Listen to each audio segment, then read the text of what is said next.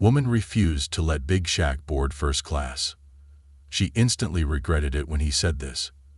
Big Shaq, the larger-than-life basketball legend, was used to blending into a crowd when he wanted to. Despite his towering height and unmistakable frame, he'd had a way of keeping a low profile whenever he wasn't in the spotlight. It was one of those days. He wore simple clothes, a hat pulled low over his eyes, and had his hood up, concealing his well-known features. Today was meant to be a peaceful trip, a first-class journey to visit a charity organization he'd been supporting for years. The airport was bustling with travelers moving like waves, all flowing toward different gates, checking in and boarding planes to destinations unknown. Big Shaq stood in the first-class line, patiently waiting for his turn. Though it wasn't unusual for him to fly first class, he wasn't interested in any special treatment. He just wanted to enjoy the journey, stretch his legs, and, above all, get some well-deserved rest. But peace was not going to come that easily on this trip. A woman appeared at the corner of his vision, and it was clear she was angry. She was marching in his direction, her face set in a scowl. She was a slender woman with sharp features that suggested she was used to getting her way. There was no light in the dining room. Her name was Patricia, though Shaq had no way of knowing that at the time. Patricia was upset. First, her flight had been delayed, and now she couldn't believe that she was seeing a black man standing in first-class line. She assumed he didn't belong there. She cut directly in front of Shaq, her tone dripping with contempt as she turned to him. "Excuse me, you must be in the wrong line. The economy line is back that way," she pointed dismissively, without bothering to look him in the eye. Shaq pulled his hood down slightly, revealing his confused expression. He replied calmly, "No, ma'am, I'm in the right line. I have a first-class ticket just like you." He kept his voice level, hoping to defuse the situation before it escalated. Patricia didn't let it go. Instead, she doubled down, her voice rising. "There's no way you're in the right place. You must be mistaken. What are you doing here, Dylan? People like you don't belong in first class." Her voice was dripping with arrogance and an underlying prejudice that seemed all too familiar to Shaq. He sighed, trying to keep his composure. "Please, let's not make this a problem. I'm just trying to get to my destination. I assure you I have every right to be here."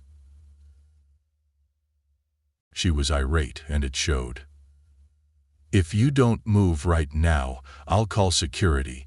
This is first class, and I won't let anyone cut the line, especially not someone like you." The people around them began to turn and watch the commotion. Some exchanged knowing glances. Others whispered among themselves. But no one stepped in. Shaq tried one more time. "Look, lady, I'm here because I bought a ticket, just like you. There's no reason for all of this." He gestured at her theatrics, trying to appeal to her better judgment. But Patricia's condescending glare only hardened. "You think you can talk your way into places you don't belong?" she spat. "Let's see what security has to say about this." And with that she turned, waving her arm toward a nearby security officer. Shaq stood there, feeling frustration rise within him. He was trying so hard to keep the situation from becoming more than it needed to be, and he tried to storm up the gangplank, but still it remained uncommon. But there was only so much disrespect a person could take, even for someone as level-headed as Shaq. And so, as Patricia summoned airport security, Shaq made a decision. The security officer approached quickly, his eyes flicking between Patricia and Shaq. Patricia immediately went on the offensive. "This man is trying to get in the first-class line, and he clearly doesn't belong here.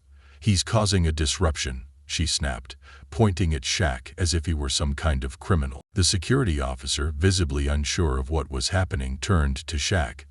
"Sir, do you have your ticket on you?" Shaq looked directly at Patricia, then back to the officer. Slowly he reached into his pocket and pulled out his first-class ticket, holding it out for the officer to inspect. "Here it is," he said quietly. The officer glanced at the ticket, then back at Patricia, who was glaring at Shaq, her face twisted with indignation. The officer nodded to Shaq. "This is a valid first-class ticket. He's where he's supposed to be, ma'am." Patricia looked stunned, as if she couldn't believe what she was hearing. "That can't be right," she stammered. "Because you must be mistaken, my friend. Are you sure? People like him?" Shaq had had enough. He pulled down his hood completely, revealing his face fully to her and everyone watching. There was a collective gasp from those around them, as they began to realize exactly who was standing before them. "They tried to be reasonable," Shaq said, his voice still calm but carrying an undeniable weight. "But you wouldn't let it go. You want to know who I am?" He took a step closer to Patricia, who was now visibly flustered, her bravado starting to crack. "I'm Shaquille O'Neal. I bought this first-class ticket just like you did, and now you're causing a scene for no reason other than what I look like." Patricia's eyes widened, and her face turned a deep shade of red as recognition hit her. She opened her mouth to speak, but no words came out. The bystanders, who had been silent until now, began murmuring amongst themselves, and some even laughed at the irony of the situation. "You see, the one thing about people like you," Shaq continued, his gaze unwavering, "is that you think you can judge someone just by looking at them. But you never know who you're really dealing with, and now everyone can see how wrong you were." Patricia, embarrassed beyond measure, stammered, Sorry, I didn't." Shaq shook his head. "It's not me you need to apologize to. It's all the people you think are beneath you, just because of how they look." He turned to the security officer. "I think it's best if she's escorted out of the line. I'm sure the airline would prefer not to have passengers causing a scene over something like this." The officer nodded, understanding the gravity of the situation. He gestured for Patricia to follow him, and she, now utterly humiliated, had no choice but to comply. She walked away, her head down, her face still flushed, as the whispers and the occasional chuckle followed her out of the line. Once Patricia was gone, the tension in the line seemed to ease. The woman behind Shaq, who had witnessed everything, leaned forward and said softly, "Thank you for standing up to her. Not everyone has the patience you showed just now." Shaq smiled. "You know, sometimes you just have to try and stay calm, but there's a limit to how much disrespect anyone should take." As Shaq finally boarded the plane, he settled into his first-class seat, hoping the rest of the journey would be less eventful. He took a deep breath, glad that the situation had ended without further incident. He knew this wasn't the first time, and probably wouldn't be the last, that someone judged him based on his appearance. But today he'd made sure that everyone watching learned a valuable lesson about respect and equality. Shaq's journey continued, and he eventually made it to his destination, where he was greeted by the smiling faces of the children at the charity he was supporting. The joy in their eyes reminded him why he did what he did, not just as a basketball player, but as a human being committed to making the world a better place, one act of kindness at a time.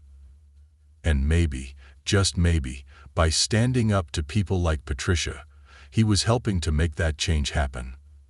This story is a powerful reminder that prejudice and discrimination often stem from ignorance and assumptions. Shaquille O'Neal showed incredible patience in the face of blatant disrespect, choosing to handle the situation calmly before ultimately revealing who he really was. His actions teach us the importance of standing up against racism, not with anger, but with dignity and strength. Sometimes, it takes confronting someone's misconceptions directly for them to understand the impact of their behavior. The story also highlights how our actions can have lasting consequences, especially when the world is watching. How would you have handled this situation if you were in Shaq's shoes? Would you have kept your composure like he did, or taken a different approach? Let's discuss it in the comments below.